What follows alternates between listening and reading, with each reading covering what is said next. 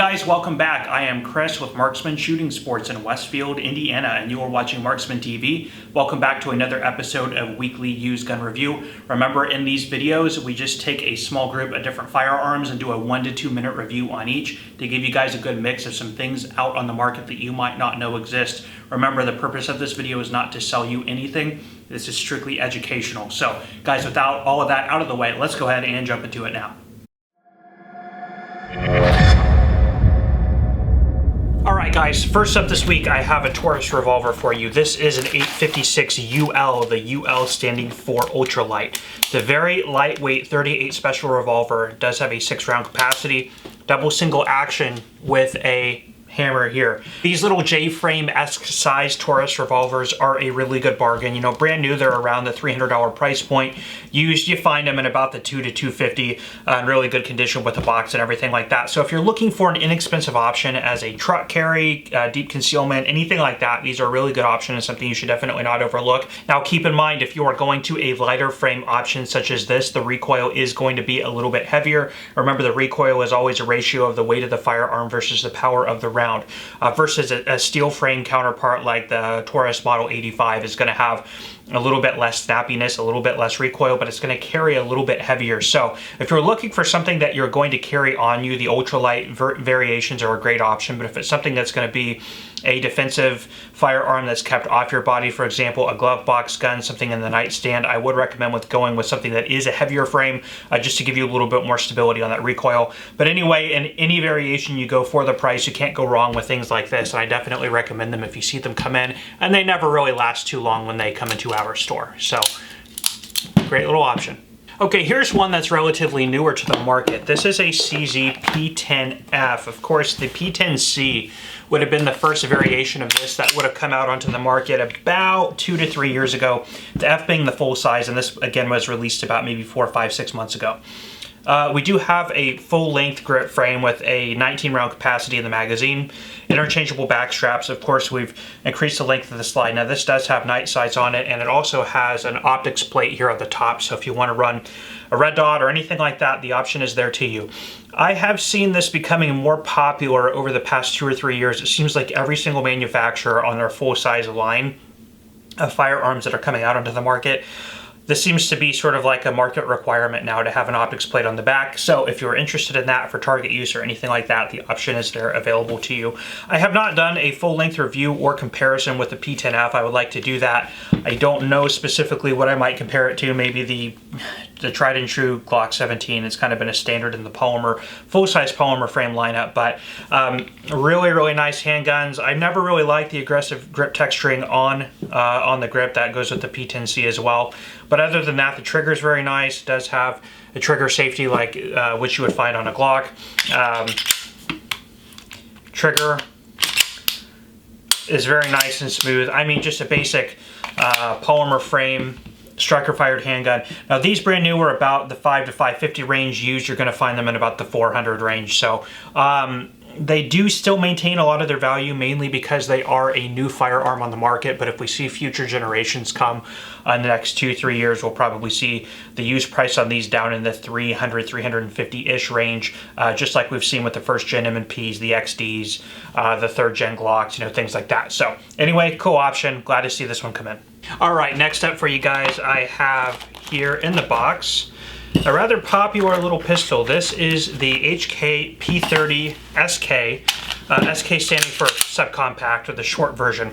Now, this is a hammer-fired. It's essentially the hammer-fired version of the VP9. And if you guys have never handled one, ergonomically they are excellent. They do come with interchangeable back straps and side plates here in the box, so you can really change out the grip contours to fit your needs. This one does come standard with night sights. It is a V1 with a double single action trigger. Reset on these is remarkably nice. HK products are fantastic. They have a huge following. Of course, the HK series of handguns was most popular, especially in the P30 series, was most popularly sort of pushed into a lot of the spotlight for a lot of people from the John Wick franchise. So he's got the P30L, which is the long slide version, which is also very hard to get at the moment. Now, I knew this would come with 3 magazines. I believe this is the LE version, which has the 3 mags and the night sights. Has a loaded chamber indicator. Just a really cool overall package. One other unique thing you're going to find on the HK series handguns are the paddle mag release here inside the trigger guard, so you can actuate that from the left or the right hand side. And the cool thing is that when this is in a holster, that magazine release is actually totally covered, so you don't have any type of risk of you know, losing your mag or anything, accidentally hitting a mag release, which I actually did with a Glock 26 about 5 or 6 years ago when I was getting in my car. So I really do like that feature. You can get it from the index finger or the thumb from either hand. So really cool there. Along with the ambidextrous controls, there you have a slide stop on the right hand side of the handgun as well. There is no safety provisions on this particular model. Now, brand new, these are pretty pricey, especially in the LE versions like this. You're going to be up in about the $600–700 price point. Now, the used ones do hold their value. You're seeing these with the night sights in the V1 configuration selling on Gunbroker for about, you know, the $500 to $600 price point. So again, holding their value, only losing about $100–150 off the retail value of the gun. But anyway, very, very cool. Love to see these come in. This one's in excellent condition, of course, in its original box. So always a good seller. There's always people looking for HK. All right, now this is one that you guys have seen probably a couple times on the used guns of the week video. Of course, we've replaced those with the weekly used gun review. Anyway, this is a SIG 938 9mm. This would have come out of inspiration from things like the Colt Mustang, and then Springfield would have come along with the 911. It's basically a scaled down 1911-esque subcompact concealed carry 9mm. Now, SIG has these in the 380 called the 238. And just like the fashion of SIG branding, they will take a single model like the 938 and rebrand it a million times with like the Scorpion and the Emperor Scorpion, the SAS, the Equinox, the Elite. And then they sort of come out with these different variations. Now, this particular one has a beveled front end. It does have night sights, bi-tone finish. Comes with 2 magazines with extended floor plates. Some of the 938s will just come with 1 mag with a flat base plate. These are the extended 7-round magazines. Single action only. These are actually really, really good little handguns. Now, new, they are a little bit expensive. You're going to find them in about the $7-ish $100 range, between $700 and $800.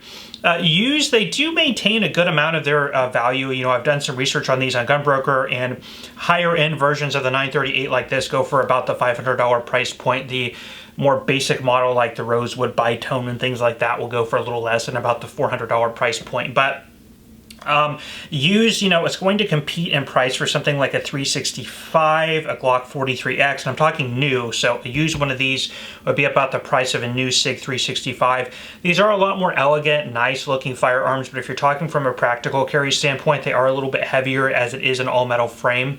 And you are a little bit limited on capacity, so these are 7 rounds as opposed to like a 365, which comes with a base 10-round magazine, and they are roughly about the same size. But anyway, still a nice looking firearm, very ergonomic, very thin, easy to carry, easy to conceal, a little bit again on the heavier side for what it is, but still really cool firearms. A lot of people like these things. They're always going to sort of keep that place since they've had such a long track record from the different manufacturers that make things in this type of style. I mean, Kimber even makes something like this too.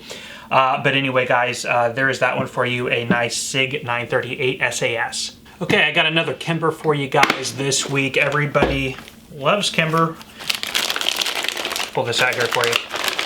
A nice sort of officer size 1911. This is the Ultra CDP. Kimber's really, really nice, smooth, good-looking firearms. Again, a little bit on the pricier side for what you're going to find them for new. These brand new are not that bad, about $800–900. A lot of their full-size guns get up at about the $1,011–1,200 price point. These on the used market, again, Kimber's really do maintain their value, $500–600, somewhere in there for something like this. Really nice wood grips, really nice texturing on the front and back straps. Trigger pull, of course, what you would expect for a single action 1911 trigger, very nice. ambidextrous safety controls here on this one as well. So now this one comes with 3 magazines. Even though this is an officer side, it does fit the 7-round mags. So really not a whole lot else to say about these. Officer size concealed carry 1911. This one is a 45 ACP. Really nice, lightweight for what it is. Skeletonized hammer, skeletonized trigger, extended beaver tail safety. So again, if you find something like this in the used market for about the 6-ish range, it's actually a nice sort of loaded 1911 concealed carry option, nice lightweight, alloy frame, for really a decent price for what you get. So I don't know what else much to say about Kimber. The stylizing is excellent on them. They kind of speak for themselves, so there you go, a Kimber CDP. Okay, up next I have a little Sub 2000. This is a 9mm that takes Glock mags, and I have the little 33 round stick mag in here. Now this one's been modified by the previous owner with a couple upgrades you might consider if you have a Sub 2000. But first of all, it has an oversized cocking knob here, which one of these are infamous for having a really tight and heavy sort of charging system here, very tight recoil spring. So that really does give you a lot more real estate to grab onto and a lot easier to pull that back. So I do like that upgrade. The other thing is this Midwest Industries mount. It does have a primary arms red dot up here at the top. These have been out on the market for a couple of years. You guys probably may not have seen them. But the mount attaches right here on the left-hand side into the little plastic M-LOK slot. And the cool thing about the mount, you would probably wonder, how does this fold over? How do you use the folding mechanism of the Sub 2000 with this mount here? It actually has a pivoting system where you can pivot the optic out of the way. You can then fold like that. Sorry, I just had somebody walk in. But anyway, if we're gonna fold this down like this, collapse it over, and then, of course, that'll lock in there. Now you can then bring the charging handle back and then lock it in its notch. Turn this around, it's full. Let's see if I can do that here. Then, yeah, like that, you pivot it over again. Now you're gonna have this charging handle here, which is loosely held in place by this notch. You don't want it to come disengaged and fly into the glass of your optic. So this little bungee cord, if you will, you're going to tie around here and then around here, and that'll act as a safety device to keep it from bumping into the back of your glass. Not the best design in terms of that. I know that there is another mount that mounts onto the side of the firearm that you can pivot it left and right. It's probably a little bit of a better design feature for a quicker deploy as opposed to this. But if you're just looking for something to take to the range, you want to be able to collapse it down to make it a smaller package to put in your range bag or whatever, it definitely works. But if you're keeping it like for use as a truck gun for defensive use with the bungee cord and everything, I could see that slowing down the deployment on the firearm, and at which point I would probably just go without the optic. But it is a cool little system. Very interesting. The Sub 2000s in and of themselves, not that expensive. Brand new, they're about $300 to $400, about $350, $360. Used, you should be able to find them for around $3-ish. Now they do maintain a lot of their value on the used market just because they are not that easy to come across, and they are incredibly popular firearms at a really good price. So if you are looking for a survival carbine, something you can take backpacking with you or anything like that, the little Sub 2000 is a great option. Okay, up next I have a Ruger SR 1911. This is a commander size, so it's got the 4.3 inch, 4.25 inch barrel. These for the price are actually a really good little firearm. I mean, brand new, these are about $750 used. You're gonna find them for about the $500 to $600 price point. This is all stainless. They made them in a bitone. This is sort of the base model. They have the target model. These are Cocobolo wood grips, skeletonized hammer, skeletonized trigger, extended beaver tail safety, bead blasted stainless finish. Really nice, elegant looking design. These are actually incredibly accurate for what they are. For whatever reason, I have sold a lot of these Ruger SR 1911s, and a lot of the reports I get back from my customers is that they tend to be really accurate out on the range compared to a lot of their other 1911s from, say, Springfield or even Colt or Kimber. So definitely get good feedback on these. If you do find something like this in your used dealer shelf for about $500, $550, really good bargain for a 1911. Ruger is also a really good company. I've been in business for about 7 years. Anytime I've ever had any problems with a a product of inventory in my store, or a customer comes back having an issue with one of their products, Ruger has always been very quick to rectify the situation, never charging us, never giving us any problem, always fixing the problem the first time. So I do like Ruger as a company. They put out good products, and this is definitely one of them. SR1911's been on the market for about, I would say, 6, 7, 8 years. When they first hit the market, they were really hard to get, and people were paying upwards of $1,000, $1,100, $1,200 for them. Just like any new product, they were really tough to get for, gosh, probably about a year, if you guys remember that. But of course, now here, 7, 8 years later, they're plentiful, and you can find them used, new, no problem. But something you should consider if you're looking into a 1911. Definitely really like this handgun. Okay, and last up, I have a pretty unique one. This is a Walther TPH. This is a little 22. Now, these would have been made by Walther in Germany starting in about 1968, if I remember correctly, 1969, sometime in the late 60s.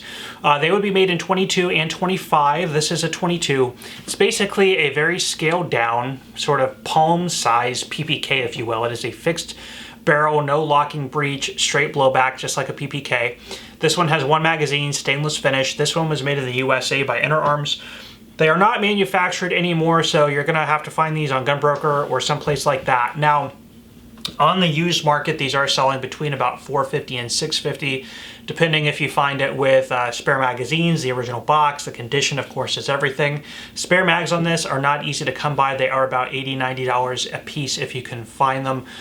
So something like this, pretty uncommon. Really, really cool little mouse gun, deep concealment, double single action with the decocker, again, just like a PPK.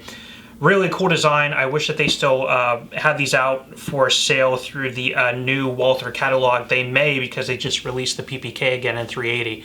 So if you're looking for something in the PPK style that is not a 22 caliber PPK, you want something lighter and smaller, this is a really cool option. Not too easy to come by. Love seeing this type of stuff come in. I think this is maybe the second one I've ever had since we opened, and this one's definitely a nice example. So very cool. I don't anticipate it lasting very long.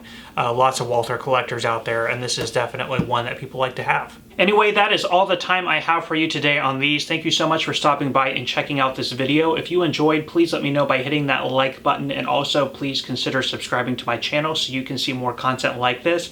If you want to see any type of business or political type vlogs, please go follow me over on MarksmanRadio. The link is down in the description. I will leave you guys there. I am Chris with Marksman Shooting Sports in Westfield, Indiana. You are watching Marksman TV. I will see you next time.